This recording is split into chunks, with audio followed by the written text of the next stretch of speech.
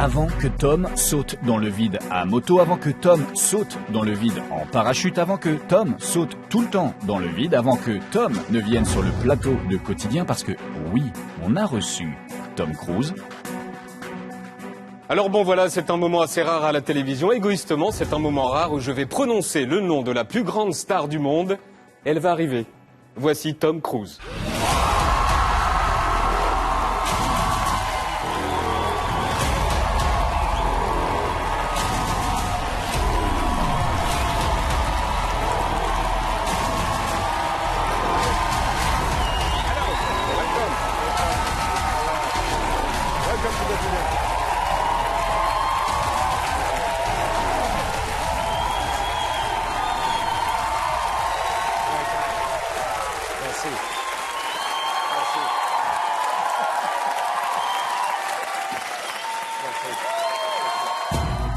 Ah, ça c'était un grand moment de télé et de frisson, mais avant tout ça, donc, à la base de la base, il y a 60 ans, il y avait une allumette.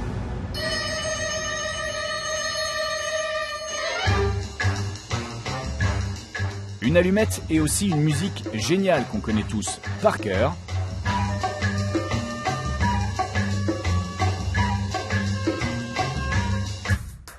La BO de Mission Impossible, c'est l'œuvre de cet homme, Lalo Schifrin, pianiste et chef d'orchestre américano-argentin. Voici d'ailleurs une version live de la musique.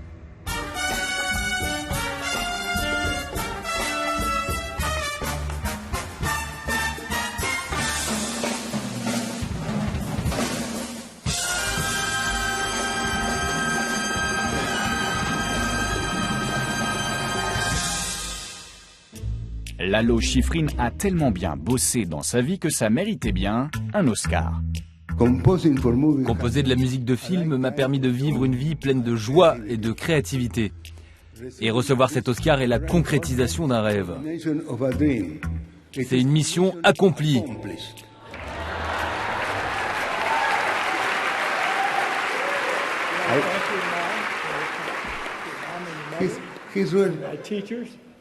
Il est jaloux parce qu'il a peur que je lui fasse de la concurrence en tant qu'acteur. C'est ça qu'il est en train de faire, il veut saboter mon discours.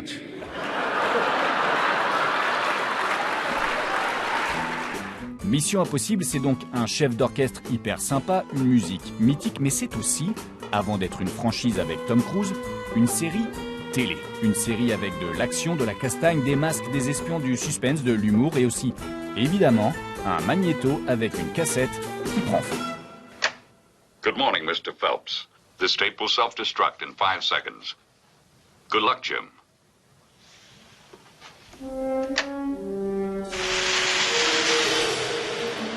Et là, forcément, vous vous dites, mais comment ont-ils fait cet effet spécial? Comment ils ont fait pour faire cramer la cassette?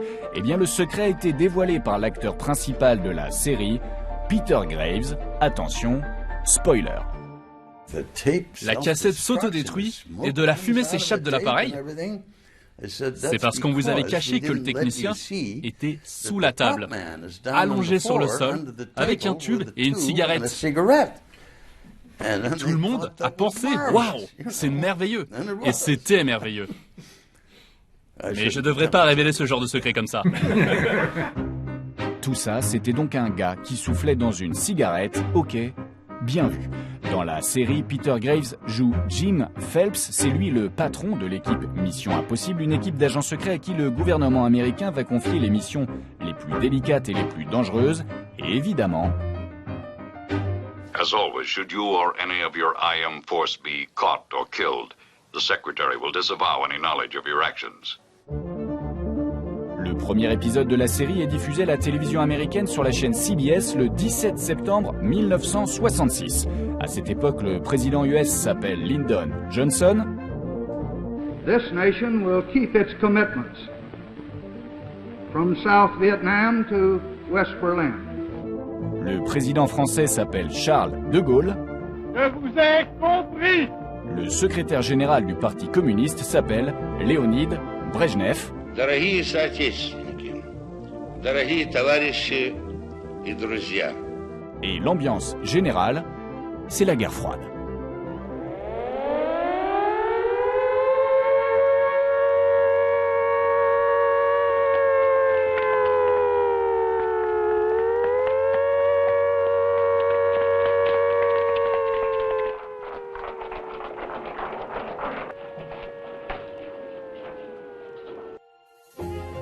Dans ce contexte diplomatique hyper tendu, la série Mission Impossible va faire un carton grâce notamment à son scénario et ses personnages hyper bien écrits. Il y a donc le boss, le cerveau, Jim Phelps, interprété par Peter Graves. We're going to ask our audience to do some detective work. Not with a gun and gumshoes. All you'll need is a pencil, a piece of paper. À ses côtés, la femme fatale, Cinnamon Carter, celle qui séduit avec son charme et qui déstabilise avec son sourire, interprétée avec un talent immense par Barbara Bain. Résultat, 3 Emmy Awards. The winner is Barbara Bain, Mission Impossible.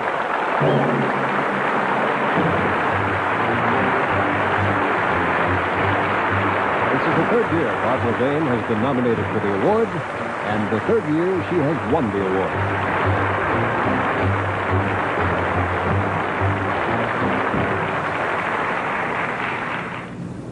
Mission has been a very special kind of thing for me. It has allowed the Academy 3 times to honor me this way. Dans Mission Impossible, évidemment, il y a le maître du déguisement, Rollin Hand, interprété par un acteur qu'on adore, Martin Landau. So he had me in mind for this role of a man of 1,000 faces. Les masques, c'est bien, mais les muscles, c'est important aussi. Dans une équipe d'agents secrets, c'est toujours bien d'avoir un mec bien balèze qui aime la baston. Le rôle de Willie Armitage était interprété par Peter Lupus, qui passait manifestement sa vie à la salle de sport. A round of applause for Mr. Peter Lupus.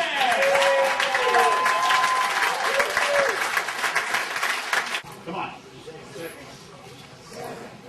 8, 9, 10. Good set. Pour terminer, voici l'expert en électronique. Oui, même dans les années 60, il fallait bien un geek dans l'équipe. Dans Mission Impossible, ce geek a un nom, Barney dans la série, Greg Morris dans la vraie vie. Hi, I'm Greg Morris, and I've got a secret.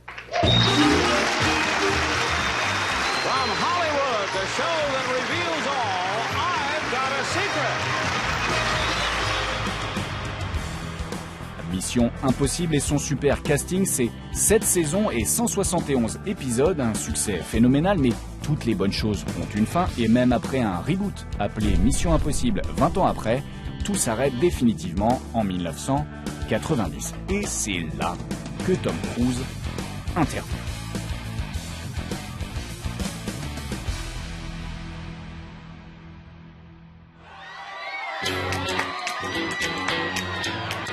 Petit flashback. En 1990, Tom Cruise est déjà une superstar. Il a joué dans Top Gun, dans Rayman, dans Né un 4 juillet, mais être acteur, ça ne suffit plus. Il veut devenir producteur. Et pour ça, il va monter une boîte avec la productrice Paula Wagner. La société s'appellera donc Cruise Wagner. Et il faut bien un premier projet pour cette nouvelle entité. Et Tom Cruise décide de racheter les droits de la série Mission Impossible pour en faire une série de films. What was it about Mission Impossible that made you want to do this movie?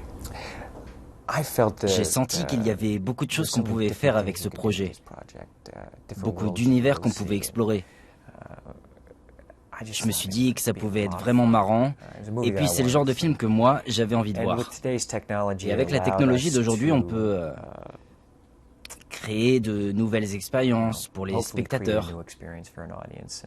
La partie la plus compliquée, c'était de bien construire l'histoire, le scénario, de faire en sorte que les décors soient bien en place. Il fallait aussi penser aux ingrédients de la série. L'humour, les twists, les rebondissements qu'on attend dans les épisodes. Et donc on a essayé de mettre tout ça à jour pour rendre la série hyper moderne. C'était un vrai défi et c'était très marrant. Sur un plateau de cinéma, c'est très marrant. Après, c'est sûrement différent de faire ça dans la vraie vie. Pour le premier Mission Impossible, Tom a fait appel au réalisateur Brian De Palma, l'homme derrière les films cultissimes Scarface et Les Incorruptibles. On appelle ça un excellent choix. Pour l'épisode 2, Tom a fait appel au réalisateur John Woo, le patron absolu du film d'action Made in Hong Kong. Si vous avez un peu de temps libre, franchement, The Killer ou Volte-Face, ça vaut le coup d'œil. John Woo a passé beaucoup de temps à observer ma façon de bouger, ma façon de marcher. Et ensuite, il a imaginé des séquences que je serais capable de faire physiquement. Pour l'épisode 3, Tom veut insuffler l'esprit de la série à ses films. Alors il fait appel au génie de l'époque quand on parle du petit écran, J.J. Abrams, le créateur d'Alias ou de Lost. Pas mal, même si honnêtement la fin de Lost, bon, bref. Pour l'épisode 4, Tom se tourne vers les dessins animés et choisit le réalisateur Brad Bird, l'homme derrière les chefs-d'œuvre comme Ratatouille ou Les Indestructibles. Résultat, un épisode génial avec beaucoup plus d'humour et pas mal de bastons. Celle qui s'en souvient bien, c'est elle, l'actrice française Léa Seydoux. J'ai joué une méchante une seule fois dans Mission Impossible. C'est resté gravé dans ma mémoire. Et ça m'a traumatisé.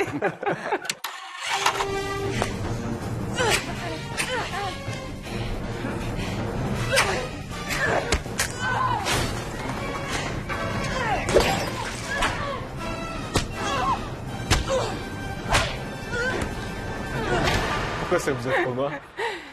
Non, mais c'était marrant. Non, mais parce que j'avais eu une petite... Parce que là-bas, vous savez, aux États-Unis, ils sont très acteurs studio, pas comme en France. D'accord. Et j'étais pas préparée parce que j'avais pas l'habitude. Et donc l'actrice m'avait en fait juste avant de tourner, juste avant action, elle m'avait mis le flingue sur la tempe en me traitant de fucking bitch. What? Elle a commencé à m'insulter et j'étais pas au courant. En fait, c'était pour se... C'est pour se mettre dans le rôle. Exactement, c'est pour se mettre dans le rôle. Et donc voilà, ça m'a un peu surprise. Mais voilà, je m'en suis remise. Tom aime tourner avec des actrices françaises, mais ce qu'il préfère encore plus, c'est carrément tourner en France, et notamment à Paris. Paris qui est le décor principal du Mission Impossible 6 intitulé Fallout. Et forcément, quand Tom tourne à Paris, les caméras de quotidien sont là, pas très loin. Pendant le tournage, on a pu capter en exclu une scène du prochain Mission Impossible, notamment parce qu'on a trouvé le meilleur spot, un balcon de Paris avec vue imprenable sur le tournage. On a pu voir le déjeuner des techniciens, riz, petits pois, viande en sauce, miam. Tom Cruise, lui, a sa petite glacière perso. On a donc pu filmer cette séquence 100% exclue. Tom Cruise qui mange des nuggets, sauce moutarde. Attention, 3, 2, 1, miam.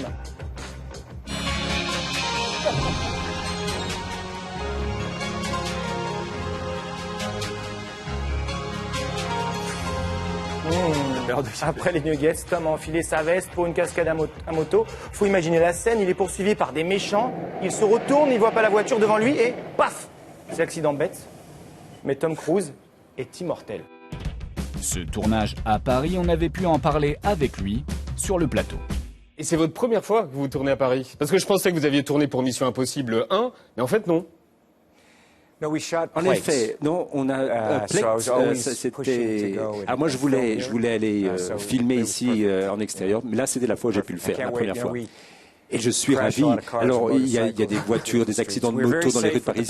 Alors les bâtiments n'ont pas été touchés, mais c'est très beau à part ça. Vous verrez, ce sera génial. Aujourd'hui, Tom Cruise s'apprête à tourner la page de Mission Impossible. Le dernier épisode, intitulé The Final Reckoning, est sorti le 21 mai. Dernière cascade, dernière baston, dernier masque, dernière course-poursuite.